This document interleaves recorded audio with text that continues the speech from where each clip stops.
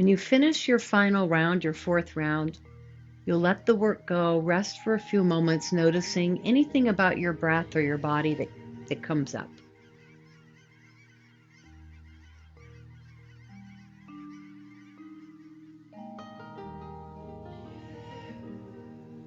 Go ahead and bend your elbows. Keep your wrists really relaxed and do slow wrist circles here. So two funny areas that can carry tension that then will translate to other parts of your body are wrists and ankles. Go the other way. So when the hands and the wrists are tight, sometimes that goes all the way up into your neck and shoulders. Even if you don't feel it, it's kind of like a low level tension idea. Same thing with the ankles. When they're a little tight, they can feed into the knees and the hips. All right, relax down. We're using the same breath that we started practice with. It's easy inhale, arms overhead.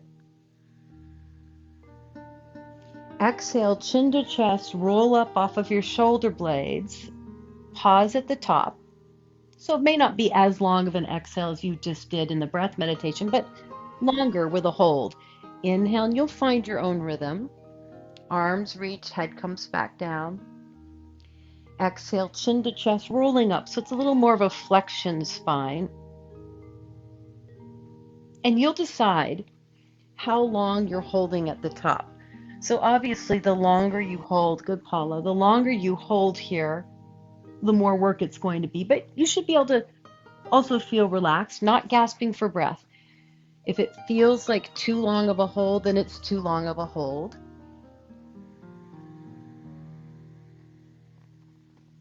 Two more times.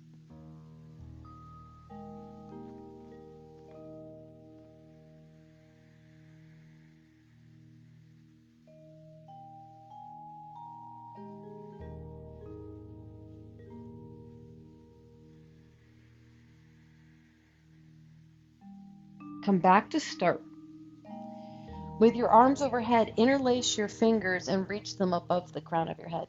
Now, in yoga philosophy, especially in tandem with Ayurveda, as the months get hotter, you want your practice to be a little cooler. That doesn't mean you can't work deeply or still build a lot of strength. It's just that you're coming at it from a standpoint of really emphasizing that you're not pushing to get further. Exhale, that's one way to say it, lift up. So you can make it easier by modifying the poses, or you make it easier by doing the strong work but not trying so hard. And pulse, pulse, pulse, pulse, pulse. 4, 3, 2, 1. Reach everything back. Relax your arms. Keep your arms overhead now, just the lower body. Exhale, arms down, knees to chest with a pause. Inhale, tap down. So for most of you, this one's going to feel pretty easy. Exhale. Let's start with the easy. And then if you're wanting to build on it, we will. Inhale, tap down. I'm going to say lightly flex your feet when your knees come in and slightly point your toes when your feet come down.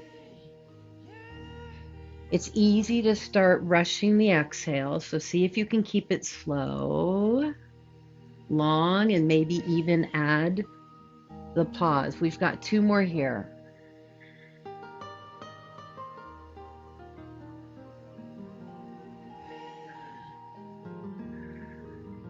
Now, you can continue with this variation, what we're practicing right now, just knees to chest, great Sandy, or if you're ready for more, inhale. Reach your right leg forward, arms overhead, point your foot, turn your thigh in a little bit. Exhale, flex your foot, bring your knee back to start. Inhale, left leg, point, reach, turn the thigh in. Exhale, lightly flex your foot, bring everything back in.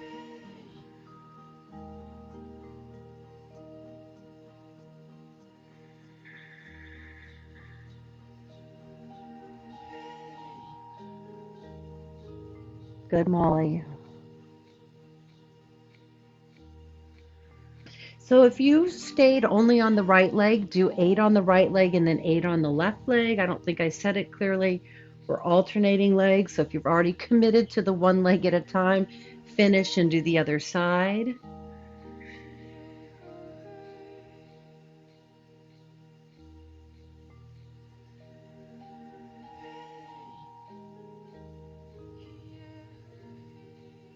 Those of you doing the alternating legs, do one more each side.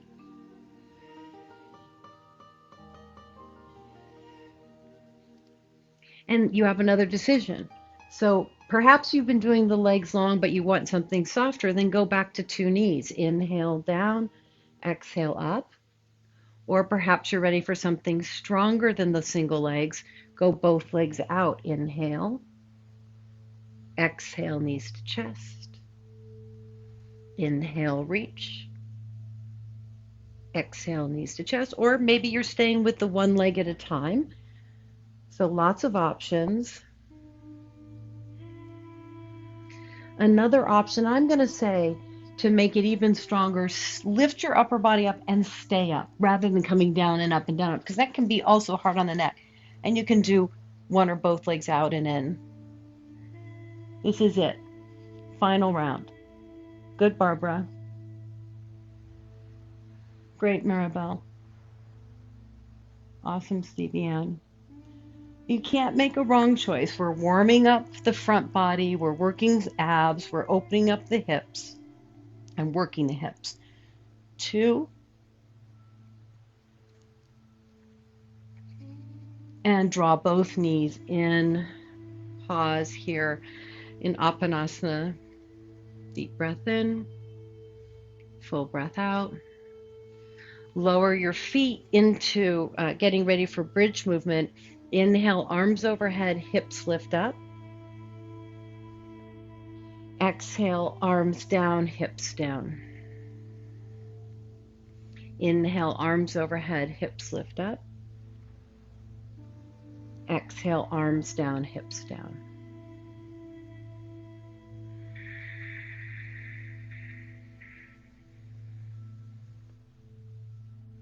Take your time. 3 more cycles.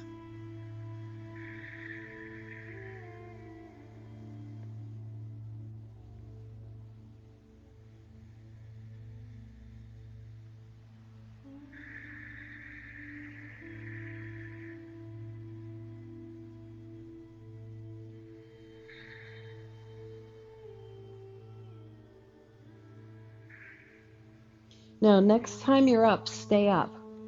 Arms reaching back behind you is more challenging. Cactus your arms is kind of in between arms reaching overhead, little less challenging. Hands down by your hips, the most supported. Once you have your decision, hold bridge pose, move your chin away from your chest, lightly tone the bottom of your butt as you reach your thighs away from you. Option A is to hold the pose here. Option B, draw your right knee in towards your chest, reach your right leg forward with a flexed foot, slightly turn your thigh in, then turn your thigh out, point your foot, tap your right toes to your left knee, reach out, tap in, reach out, tap in, reach out. Inhale, exhale, 2 more times, tap, reach. You really could breathe any way you want to here. Tap, reach. Set your foot down, lower your hips. Take a deep breath in. Inhale, lift back up. Maybe you want to change your arm position. You can, for sure. Hold the pose, or reach your left leg long, flex your foot, turn in. Turn the thigh out, point your foot, tap your left toes to your right knee, reach it out. Good, tap in. Good, Sid, reach out. Great, everybody, tap in. Good, Noreen, reach out. Tap in, reach out. That's it. For 3. For 2. Last one. Bring everything down. Now, this is a weird one. I've never taught you this one before. Walk your right knee is going to stay bent. Walk your right foot forward about an inch. Just an inch. So now you're going to drop your left knee open and walk your left foot over to the right side of your mat. So your left foot is underneath your right leg. But just feel just that part first. So your left foot is reaching over to the right side of your mat. So we're doing this in stages. This is a big one. Some of you will be able to reach down with your right hand and hold your left toes with your right hand. So check that out. How does that feel? If you can't do it, you can't do it. It's okay. That's not the big part. Now the next piece is you'll step your right foot on top of your left knee. You're bringing your foot on top of your own knee. Hold. Barbara, if it feels better, you can just drop both knees to the left. That's where we're headed. And then you take this whole thing to the left. It's a variation of cat pulling its tail. Now, once you're in the pose, some of you will be getting a lot of sensation, and in that case, you're resting, you're relaxing, you're trying to let go. If you're not getting a ton of sensation, one thing you could do is to draw your right shoulder more specifically back. Turn your head to the left, but mainly we're coming into the pose to let go. Slow, deep breaths.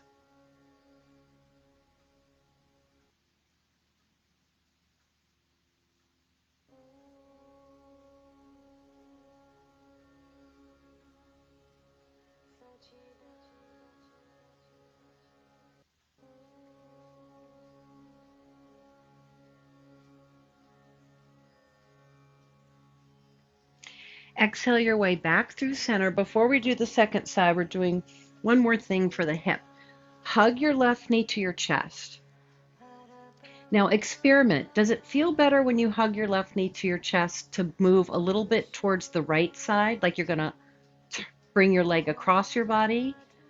Does it feel better to hug your left knee straight into the chest without any kind of feeling of going in or out? Or does it feel better on your hip to let your knee fall open? What feels the best? I'm not saying what feels the hardest. What literally feels the best on your own hip joint. Okay? Now, you're just going to hold this and breathe. It's super simple. This hip opener, the way we're doing it, where you decide what's the easiest spot, not what's the most hot spot, what's the easiest spot. If you could remember to do this every day for about a minute and a half, just real passive, this is a nice way to bypass some of that front hip tightness. Take about 3 or 4 more breaths here.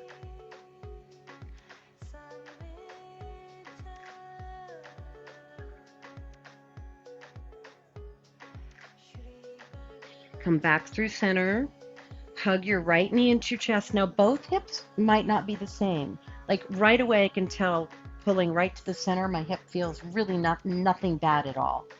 Go out to the side towards your armpit, and this hip might kind of feel good in all different places. Just let it be what it is, or bring your leg a little bit in and see which spot is the sweet spot on this side. It's okay for it to be different. It does not have to match side one. In fact, it's better if it's just you're really clearly working what your body's telling you feels the easiest. And then you're breathing.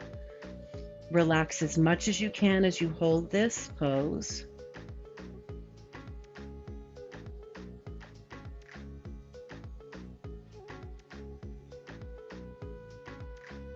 We're not quite holding for 90 seconds, but ideally, if you have the time, you would hold this a little bit longer. This is a good one to even do in bed at night before you go to sleep, or first thing in the morning when you wake up, when you're not quite ready to move yet, but just a little easy passive stretching. 2 more breaths.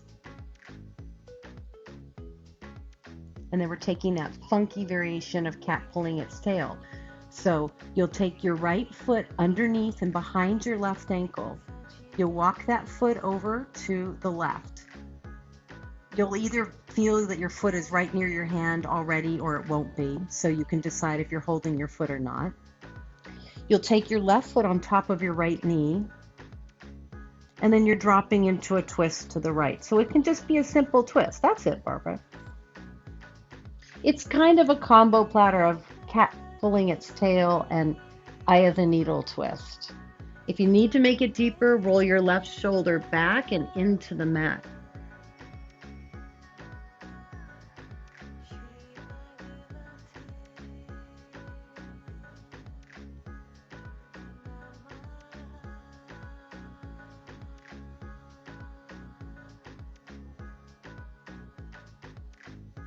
Two more nice long slow breaths.